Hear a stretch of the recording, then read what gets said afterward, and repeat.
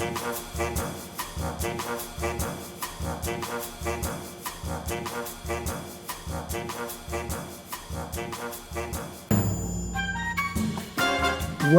to Everything's Fine, probably your weekly reality check in a world that's currently on fire. But don't worry, we bring the fire extinguisher and maybe some marshmallows to roast on it while we're at it. Because if you glanced at the headlines this week and thought, well, that's a barrel of laughs, if the barrel was on fire and full of angry wasps, well, congratulations, you are officially in the right place. This week, King Charles is off to Canada, probably to remind everyone that the monarchy is still that awkward uncle at the party who nobody really wants to talk to, but still insists on showing up anyway. Colonial nostalgia, anyone? Maybe I'll teach a moose how to curtsy. Then there's Keir Starmer's houses catching fire, and guess who's definitely not involved? Russia, of course, because blaming foreign powers is so last decade. Yes, British politics has gone full reality TV, keeping up with the pyromaniacs. Apparently arson is now just a fun new way to express political disagreement. Forget debates, just bring some matches and a fire extinguisher. And if all that wasn't enough to get your heart racing, Chancellor Rachel Reeves is juggling borrowing costs like a circus act. Except the audience is your bank account and the clowns are inflation and recession's just waiting in the wings. Who knew economic doom could be so entertaining? Feeling like you want to crawl under your duvet and never emerge? Good! You're exactly where you need to be, because here on Everything's Fine, probably we're your professional good news dealers. The antidote to the endless stream of despair that the news insists on serving up. We're like a mental health multivitamin, a tiny flicker of hope, or just that one friend who won't let you dwell on the apocalypse. So sit tight, breathe deep, and get ready for the week's best antidote to doom scrolling. A hit of real good news with a big old shot of sarcastic relief. Stu is back from holiday, hooray! But he's ill. Ooh. So he won't be joining us this week, but fear not, Shelley's here. Hi, I'm here, and you've just let me know that I'm a professional. I know, right? That's You haven't told that before. thank you. Is that my appraisal? Done. It is. Yeah. After you confessed on the show, was it 2 weeks ago, that you are terrible at your actual job? I'm terrible at my actual. Yeah, that's it. Appraisal's done. No, that's me safe for another year. Fantastic. Well done. We'll put you down as developing well. Have you had a good week, Shelley? Yeah, I have actually. I've had one of those like nice weeks. You know, when you actually quite enjoy work. Not You're not going to really, be no. no. Yes, I know. Of course I do. Of course I do. I enjoy No, that. I've really enjoyed. Yeah, I've had a nice week at work so far. We've just got to get through one more day, Excellent. and then yeah, and I had a nice weekend because it was bank holiday weekend, wasn't it? And the reason it was so nice was that I decided to not do anything. Does that differ from most weekends for you? No. I mean, yes. It's just one more day of it. Well, no, it's just because I could have gone out and socialized, but I actually thought, no, I'm not going to. I decided that I'm just going to like actually relax because I think sometimes we sort of feel like we've got to be filling our time with, activities and making the best of the weekend. But sometimes I think the best of the week, the best way to spend your weekend is just recharging and relaxing. And it was nice. I caught up on loads of sleep, and I watched lots of movies, and I had a method of watching. I started off with something that was like a really feel good, happy movie. Yep. And then balancing it out by watching something really dark and violent, like a kind of palate cleanser for the nice happy movie.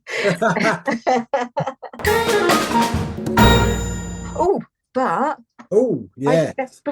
Before we go into our news tonight, have you seen the news this afternoon? The news that have we got some news hot off the press? What is it?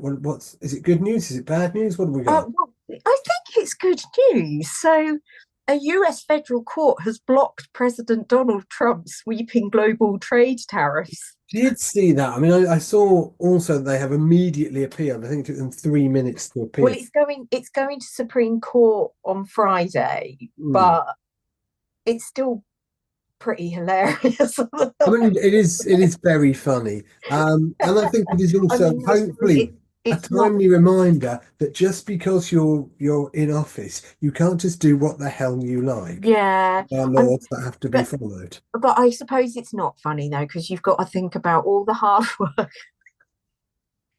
he's put into that over the last Do you think few he's put a months. lot of hard work into it, or do you think he's just got his crayons out? Well, Good luck with that, and then other people have done hard work on it. I thought he put hard work because he had a cardboard cutout thing, didn't he? With which was the top of technology for to show how in the beginning, like to show how much he was going to show. Basically, this shows how much we like you was really what it meant. It was proper like school bully sort of set up, wasn't it? So, but no, it's a shame though for him. I'm feeling that warmth and that empathy flowing So, through. yeah. So this week, Shelley, you sent me a present. Which is a Yeah, lovely yeah, thing. Well, I say you sent me a present. You sent it to my neighbours, and I had to go and pick it up. yeah. Sorry You're about too that. blind to see my address properly, but Yeah, it's reading another day. glasses are on the agenda now. I'm really sorry about Not at all. Going out and meeting my neighbours, good for my mental health. Wonderful news. It got me out of the house. So tell me about this thing that you've sent me, and that. you've sent me it. So this is kind of to do. This is just a very small little representation of what I'm going to talk about because Okay. what I thought. I've not exactly sort of plucked out a particular good news story. I've actually just looked into something that is quite relevant for a lot of people at the moment, and there's research and stuff out there about it. So I decided to have a look at ASMR, and so the reason I've sent you some freeze-dried sweets for you to try, just so that you can, after I've gone into my little ASMR presentation, just to sort of, so it's interactive. It's going to Nice. Great. make you feel really involved. So what I've got freeze-dried freeze-dried sweets, Yeah. basically, Mm. which I I'm looking forward to trying. While I'm opening that up, why don't you give us your presentation, Shelley? Yes, okay. Right, yeah. So I've also just amazed myself by the fact that I actually typed out my story. Would you? You're getting I better every know. week, aren't you? I You know. average. I'm Stu's going to have to up his game when he gets back. I can't guarantee I'll type it out every week. Not That might not happen too ever far. again, Fair actually. enough. Fair But enough. yeah, so I spent some time looking into the benefits of ASMR. But I'm not going to say that I've done a deep dive into ASMR because, as proud as I am of myself right now, I mean, that would just be a lie because I probably just spent a few hours on it rather than doing a complete deep dive into a ASMR, which would be a whole show. So tell us a bit about it. What is AMS? Um, that's weird. I've actually written down here. What is ASMR? So it's not like we rehearsed this Some stuff. of you may be asking, if you're not already aware, this stands for Autonomous Sensory Meridian Response.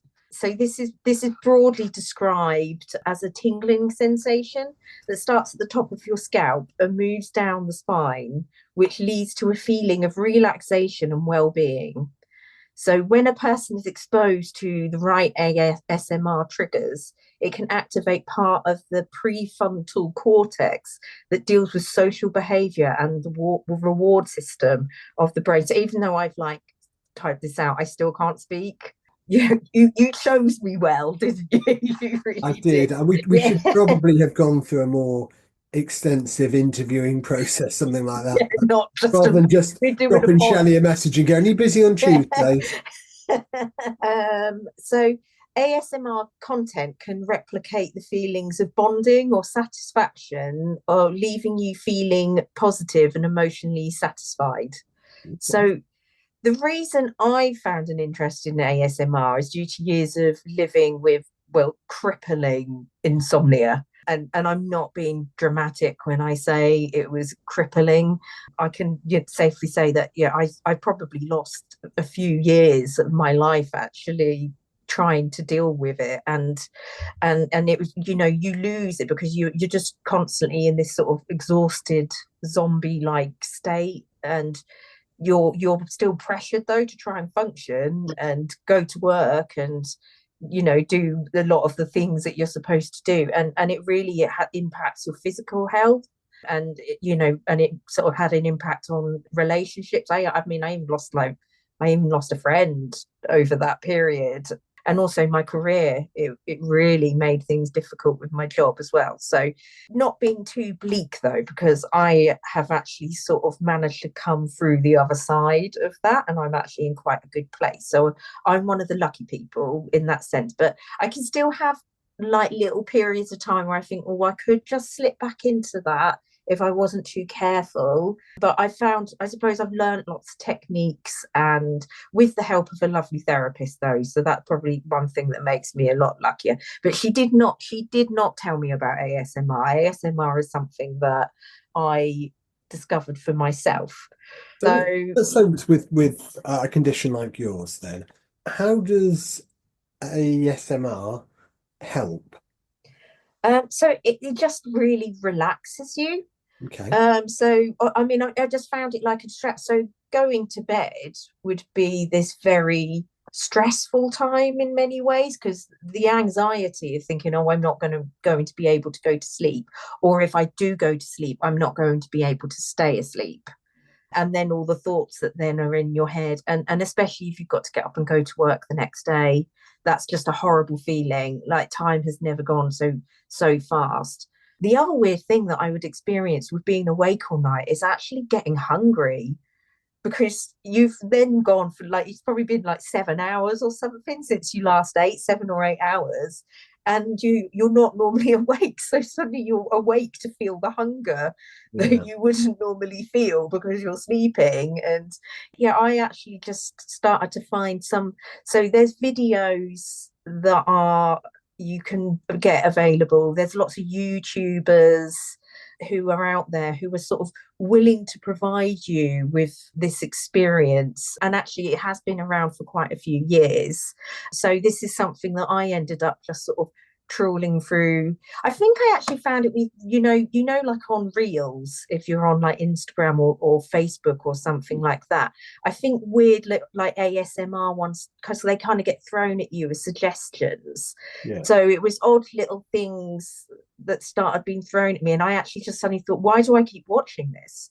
Like, I can't stop watching these weird videos. But I'll go into anyway some of the different examples that you can get of ASMR, because it's very different things for different people in some ways. But one of the big ones for a lot of people is sounds. So you can get some very odd videos of like someone who's whispering very gently, and they will be making sounds quite close to like a microphone. So they'll be like maybe tapping fingernails on something or typing on a keyboard. There's certain sounds that people really like people will be sort of like doing a hard pronunciation in a whisper on certain letters like S and P. So those are sort of things that some people, to be honest, those things are not for me. Like those close to the microphone whispers and I mean, popping your there's pee, that something a little actually bit creepy, to be that honest. makes the tingles go the wrong way up my spine. To Yeah. be honest, yeah, that's not for me. So visuals are the kind of things that I quite like. So you can get lots of videos of things like people doing things like mixing paint, or doing like turning but with resin. They've formed something in resin, and then there'll be things like slicing sort of it's soft objects like slime, stretching slime, and there's just just sort of weird things like that. You can get ones of people like cleaning things, like or sort of repairing things. And this, what my the videos that I am quite addicted to is actually done by some on a YouTube channel. It's called Cosmetic Up, and she's just like repairing broken makeup. And it's just sort of not listed as ASMR, but she doesn't speak in it. She's sort of enhanced the sounds of things like pouring melted lipstick into a mold and things. And so she's taken all this kind of like broken makeup and turning it into something like reusable again and beautiful. And it's just like it'll like the videos will be like an hour to 2 hours long, and it's just constantly different things that she's just making and never says anything at all. But I don't need 2 hours. I need about 15 minutes and I will start falling asleep. So So it's about activating relaxation centers in your brain and yeah, helping you to, in your case, sleep. I guess in other cases, just unwind from tension and anxiety. And yeah. okay, So there are other sort of, I mean, yeah, this is things that I've not really looked at myself, because you can get role play. You'll get some ASMR, artists, I don't know what to call them, who'll do things where they're kind of like, say, like they're paying the viewer. I'm leaning in an almost creepy way, Jim. I'm really sorry. They're like paying the viewer sort of like particular attention. And yeah, so they're sort of like, making prolonged eye contact with what would be the camera, and sort of like stroking the lens and kind of saying like reassuring things, like they're kind of reaching out to the viewer to sort of, make them feel like they're having a moment of intimacy with the viewer, which is sort of relaxing and therapeutic. But not for me. I would, that creeps me out a little bit. I'm not a very tactile person in real life, so I don't know. That doesn't really appeal to me. So one of the other ones is eating, and that's where you can watch people eat in a certain way. And this is where it comes up with the sweets. okay. But I did actually watch some of these eating videos, and it was like people having all these rows of sweets. But I think I was watching, and the rate she ate all of these sweets at, it actually made me feel a bit sick.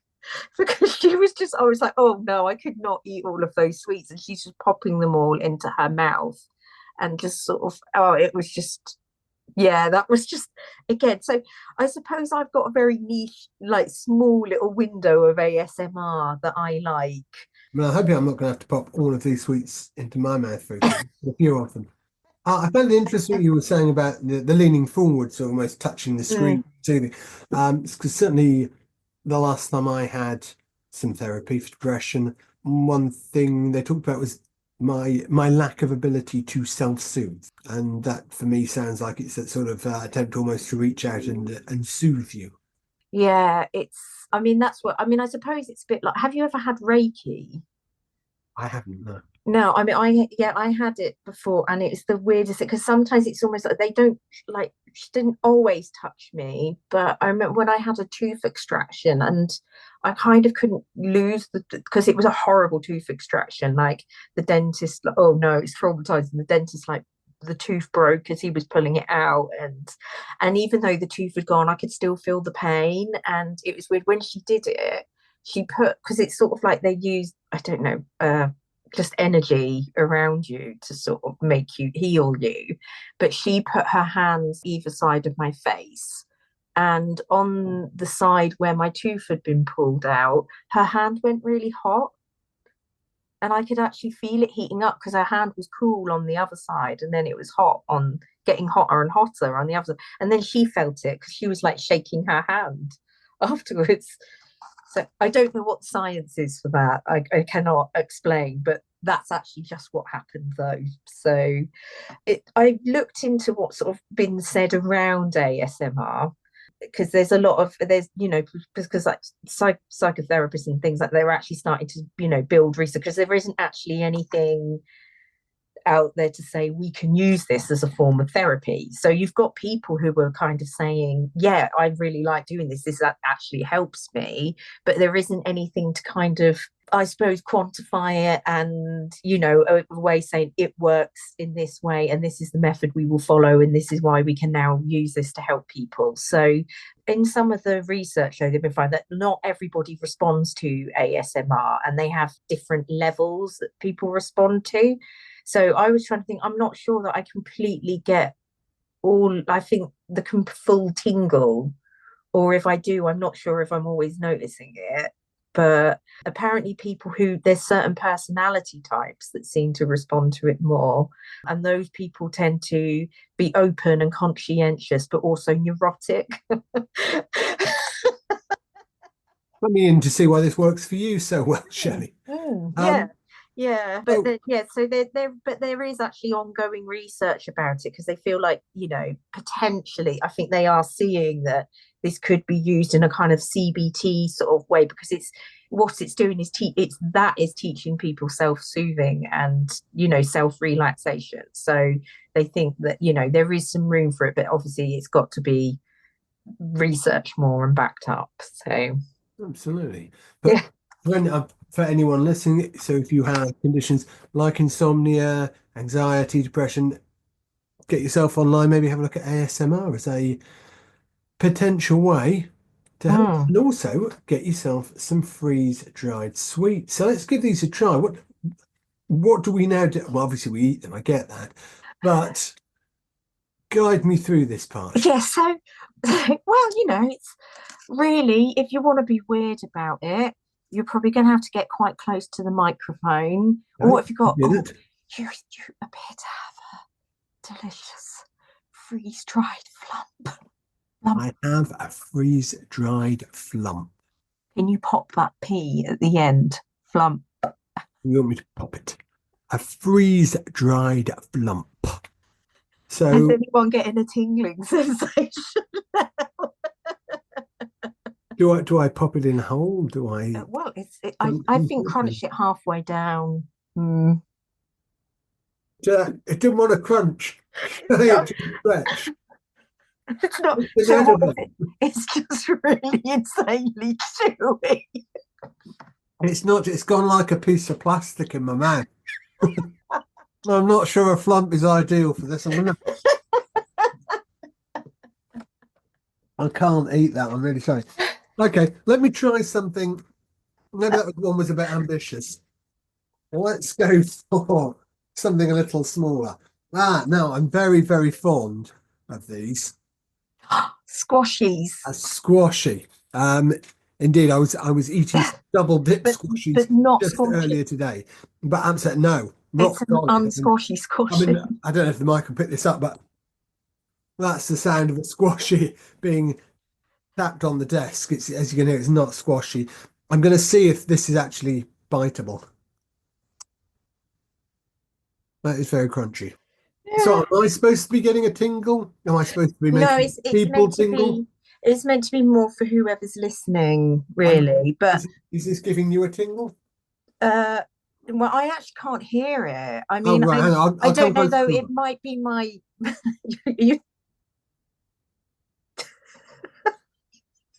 That's very that isn't very relaxing. That's so soothing. Are you soothed? No. I don't know. I'm funny about eating. Do you know what? I did some. When someone's eating a bag of crisps, but they keep like licking their fingers all the way while they're eating them. I can't stand that. That makes me go, oh, because they keep then putting their spitty fingers back in the bag. I don't know if that soothed anybody. I don't feel soothed. My teeth feel coated, and I mean they are disgusting. The freeze drying presumably has taken all the flavour out. I thought you seemed like you had the better deal there with your nice big bag of sweets because I've just got this little box of they're called Crystal Amber Candy, and apparently they are one of the TikTok craze sweets. So like freeze-dried sweets are a TikTok craze. Are they? Oh, And get those for my daughter. yeah, and the these crystal amber candy, which I saw someone eating one, but the ones I ended up being sent are really bloody tiny. What the Like hell? I No, they're tiddy. yeah, so I think so what they're like a jelly sweet, but they've got like they're really super soft, but they've got a crispy coating on them. Okay. So I don't know if you'll be able to hear anything at all, really.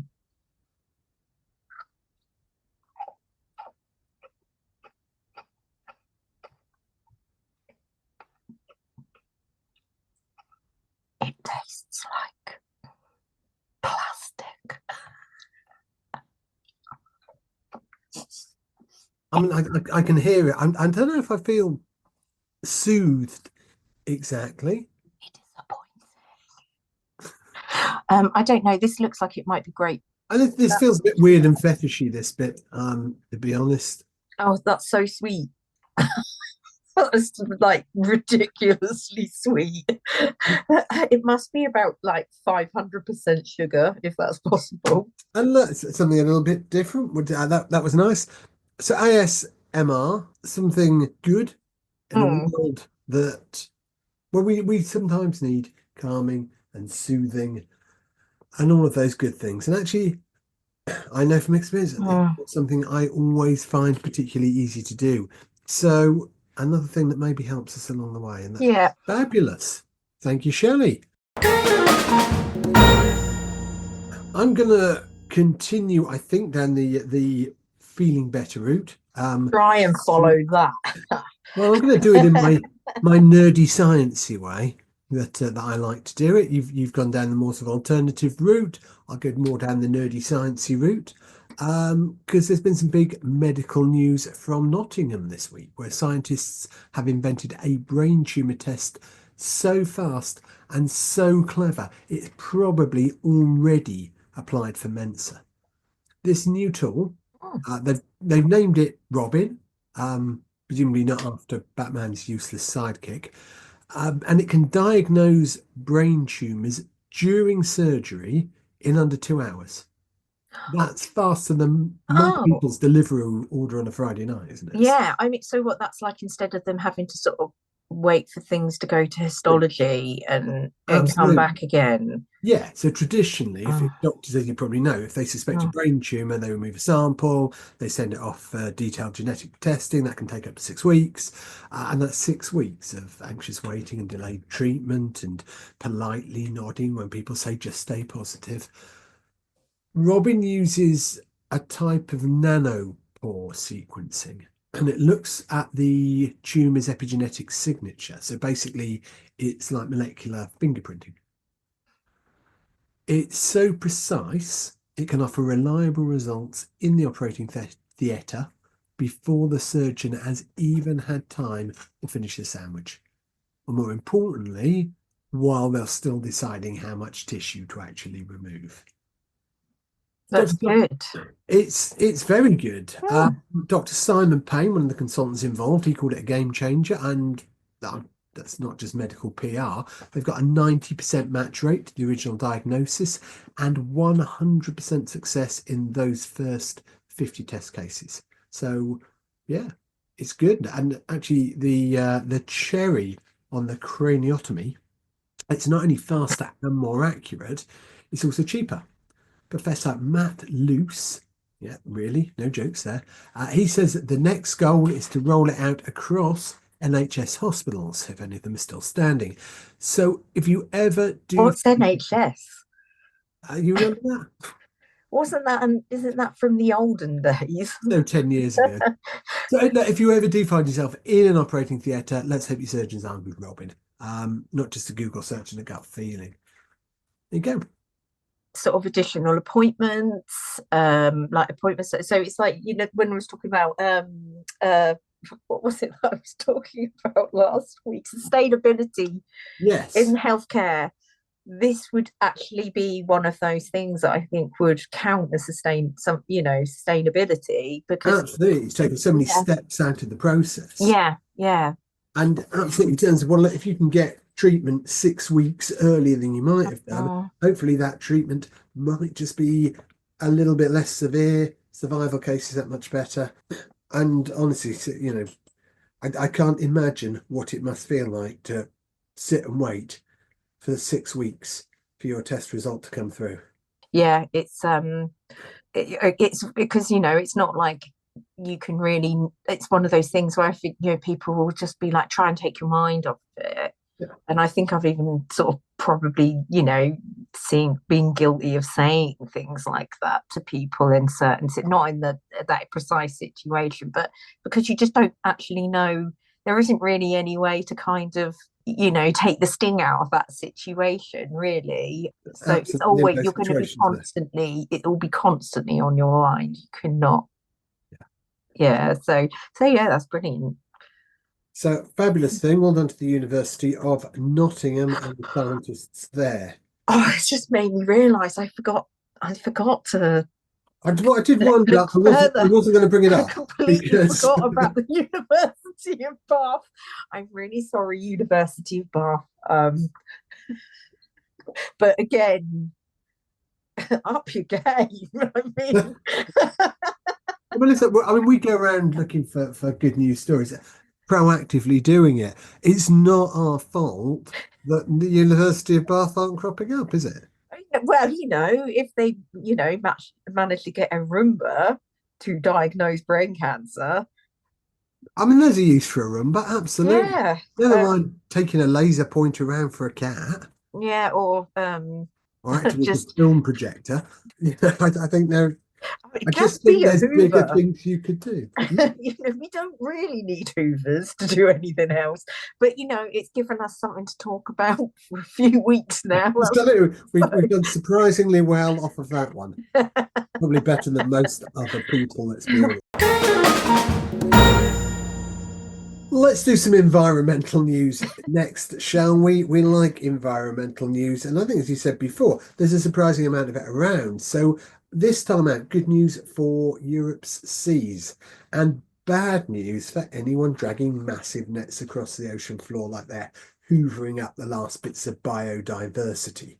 So this week, the General Court of the European Union delivered a ruling so sensible it almost feels un-European.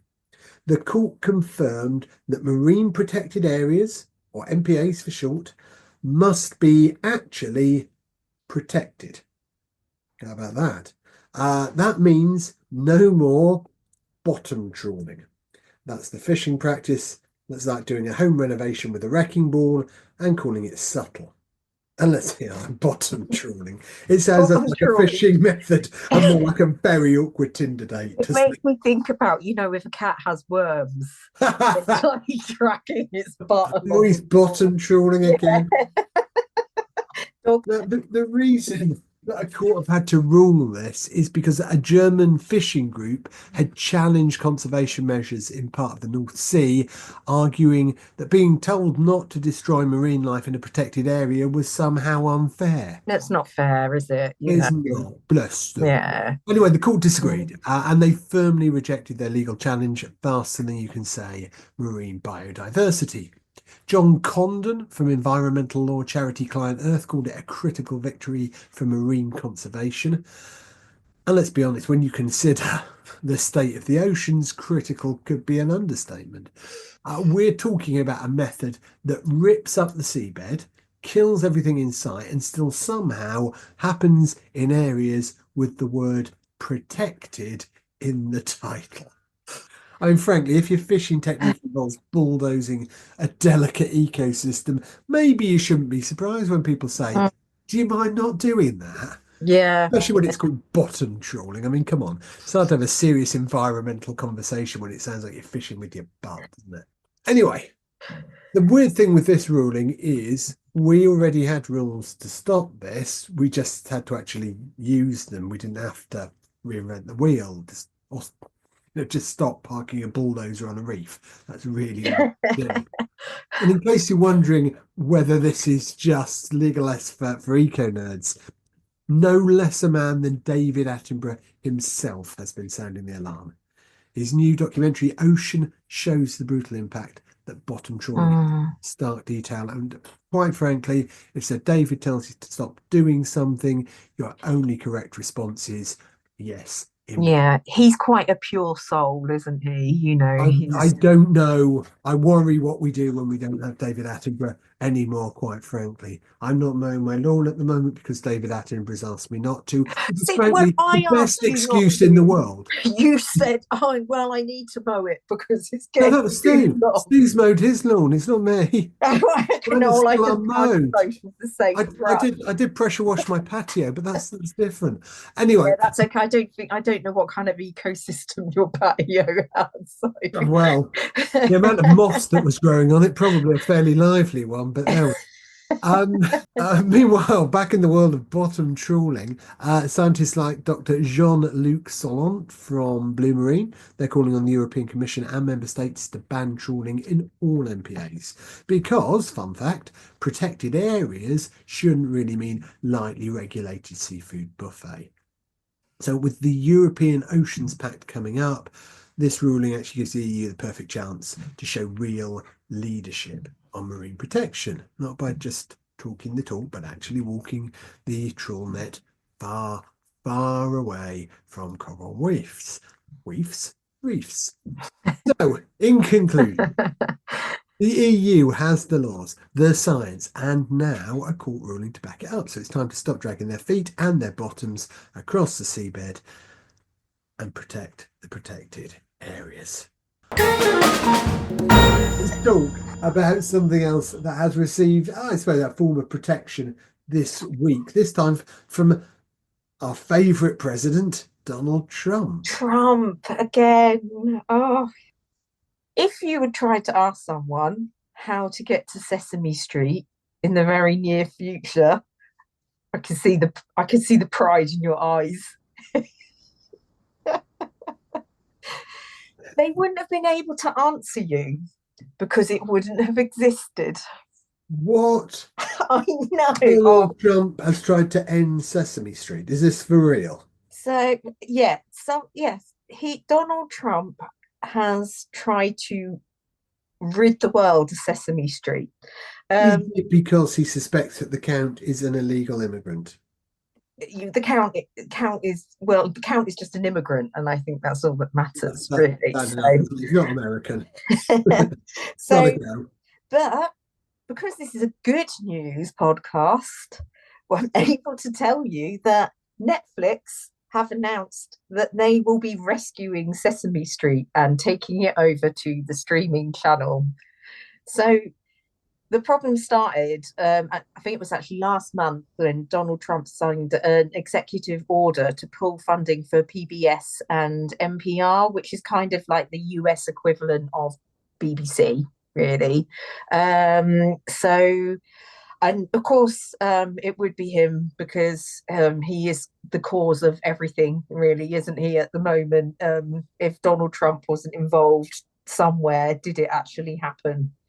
If Donald Trump flutters his eyelashes, there's a hurricane in the Indian Ocean. Well, So certainly nothing good would come of it, will it? yeah, yeah. So this is the Donald Trump effect, isn't it? But Find something shit in the world and you will find Donald Trump no more yeah, than 2 degrees of separation away from it. no, there isn't. But apparently, though, Republicans have been wanting to get rid of these services for decades, and they've sort of been considered, like, made little attempts at, so, like, when there's like a Republican president and things, they all start cutting back the funding for like PBS and not really giving them new funding and things, and sort of more slowly grinding them down. Whereas Trump he just took it one step further and he's declared them an enemy of the American people and the radical left monsters that so badly hurt our country. To be fair, Big Bird is ridiculously woke, and I think Elmo is quite obviously non-gender conforming. So maybe that is a bit too left wing. Maybe that is just taking things too far. Well, maybe so. Maybe so. I think though they were sort of saying the way he's just signed an executive order to just pull all funding from those public services is possibly again might not be entirely lawful. But Netflix have stepped in because they just could not stand and watch the end of this iconic children's show. I mean, it's an institution saved. If you don't watch and if you haven't watched and loved the Muppets at one time or another, and Yeah. um, Did you watch Sesame Street I you watched did? bits of Sesame Street. Yeah, I really like Sesame Street. I don't know. I wonder. I don't think I would have learnt to count if it wasn't for Sesame Street. Right. Will be delighted to know that more than 1 million Europeans have now signed a petition calling for a ban on so-called conversion practices targeting LGBTQ plus people.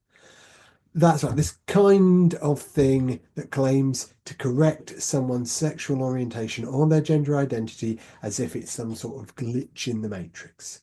Spoiler alert, it's not. So this milestone means the EU Commissioner can't ignore it anymore. They now have to give an official response. It's not legally binding, but it is politically awkward. You can't ghost 1 million people, not even if you're the EU.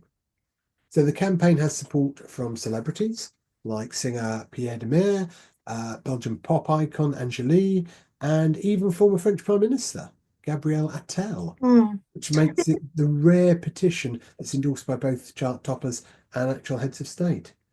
God, Shelley, what were you going to say? Yeah, sorry, I was just not letting you speak. I'm going. Sorry about that. Sure, that's fine. Enjoy your editing, like. It's hard to edit when you're halfway through a sentence. We'd have to start that bit again. And frankly, I can't be bothered. Go for it. What's on your mind? I just get too excited, and I can't quite just wait for people to finish speaking. I think David Tennant because he's quite a big supporter of LGBT. And is that because I'm sorry, I might have gotten this wrong. I'm going to have to quickly look that up because I think is one of his children transgender, or am I just? I'm not totally sure. I know he is a big Absolutely. supporter.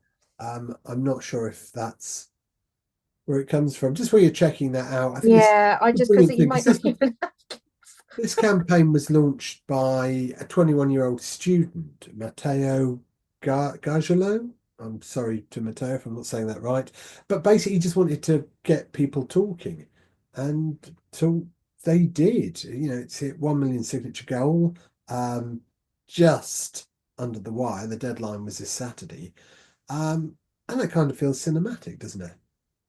Yeah. We were just on the deadline. You've got the signatures needed, and the demand is really quite simple: ban conversion practices across the EU. Yeah. Only 8 out of 27 member states have done this. So let's give a shout out to France, Belgium, Cyprus, Germany, Malta, Portugal, Spain, and Greece.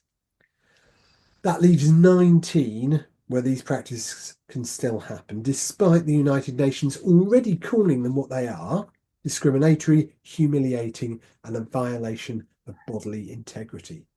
And calling it therapy is like calling arson home renovation, isn't it? Yeah, it's really, I don't know, it's just done.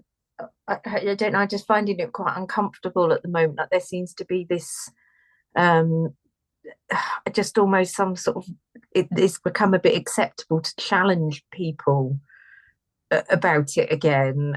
It's people seem to be feeling more comfortable with bit like behaving like that. So it's good that actually, bigger sort of systems and organizations are actually still going to say no, just because you've been sort of, following some right-wing media and issues like that does not mean that this practice is suddenly going to become acceptable. No, Mm. absolutely not. And these conversion therapies for me, it's like trying to treat an illness that doesn't exist. Yeah, It's yeah. 2025. Can we maybe stop legislation based on vibes from the 1950s? I mean, if there was like an illness that made you feel better about yourself and freer and led to you having a happier life of acceptance, why would you want to cure it? Yeah, absolutely. Yeah. Absolutely. So, yeah, Commission President Ursula von der Leyen has already asked for a strategy to deal with this. And the machinery, it is in motion, though we all know the EU does tend to move at the speed of, I don't know, what should we say, continental drift. But here's the thing, people are watching. This weekend, Brussels are going to host a major Pride March. Time for the International Day Against Homophobia, Transphobia, and Biphobia. And the message is clear: Europe can't claim to be a leader on human rights if it's still tolerating this kind of pseudoscience, this identity erasing bullshit. So let's hope the Commissioner's response is more than just a strongly worded PDF. A million people are expecting better. And frankly, so is basic human dignity. Yeah, exactly. Yeah, I had to look. David Tennant actually has 5 children, and yes, one of them is transgender, and he has been sort of praised as kind of a shining example of how you should support your child through that situation. So, yeah, he's all plus and positive. Elon Musk, though, on the other hand, who has a transgender daughter, and she hates him. Well, then she's just like everybody else, isn't she? She hates it Yeah, too. yeah, As I say, yeah. there's more that unites us than divides us. But yeah, good for David Tennant as well. Absolutely. So let's just hope this is some positive movement in the right direction. Yeah, I think yeah, it's just good that it's been talked about in the right way, at least. And I think Pride marches this year are going to probably, I mean, they're starting to mean more and more again at the moment. It's yeah, you're getting the real vibe of how important they really are to the LGBT community. So, some good news on the LGBTQ plus front. Whether it comes through anything, of course, who knows? But people are talking, and that's always a start to sorting most things out. So, look, I think, could be wrong, but that's about it for this week's episode of Everything's Fine. Probably your regular reminder that the world isn't completely awful. We've looked at, well, in small detail at ASMR. Really minute detail. Minute amount of things. We've mentioned it in passing. I don't recommend the freeze-dried sweets, but I do recommend anything that can help you to deal with challenges like insomnia, like anxiety, without medicating, that are available to you right now at the click of a mouse button. So, well, even that's quite an old-fashioned reference now, isn't it? The click of a mouse. Click of a mouse button. Yeah, make sure you take your entire PC to bed with you. Do. Tap away on that keyboard. So put the towel by the side of the bed, monitor on your lap, have your Yeah, floppy disks to hand, yeah. probably fine. So this week we've dealt with bottom trawling. We've dealt with Donald Trump trying to put pay to Sesame Street and failing. Do you know what you should have done? You should have gone. Today's episode of Everything's Fine probably was brought to you by the letter ASMR and the number Donald Trump's age. I don't know. What is he? No, I don't. 89? The number dementia. I don't know. Sorry, do carry on doing your closing. I like do. I'm I basically done with it. I can't be bothered. But what I wanted to say to anybody out there who is watching, listening, whatever you're doing, we hope you're enjoying the pod. If so, please subscribe, please like, please share. We will be back next week with some more good news from wherever we can dredge it from. Until then, Thank you, Shelley. Thank you all for listening. Goodbye. Bye.